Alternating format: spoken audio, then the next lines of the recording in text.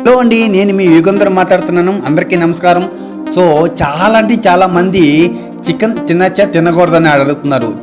చాలా మంది ఉండు చికెన్ తినచ్చా తినకూడదా అనేసి అడుగుతున్నారు.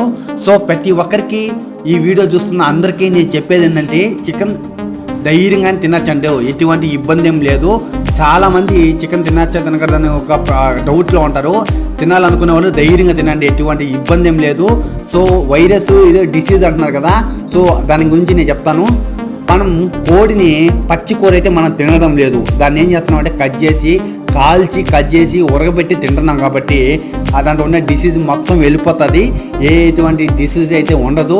సో నేను చెప్పేది ధైర్యంగా అయితే చికెన్ అయితే తినచ్చు, ఎందుకంటే మనం పచ్చి కూర అయితే తినడం లేదు. దాన్ని కాల్చి ఉరగబెట్టి తింటున్నాం కాబట్టి ధైర్యంగా తినవాలనుకున్నాం, ధైర్యంగా తినచ్చండి.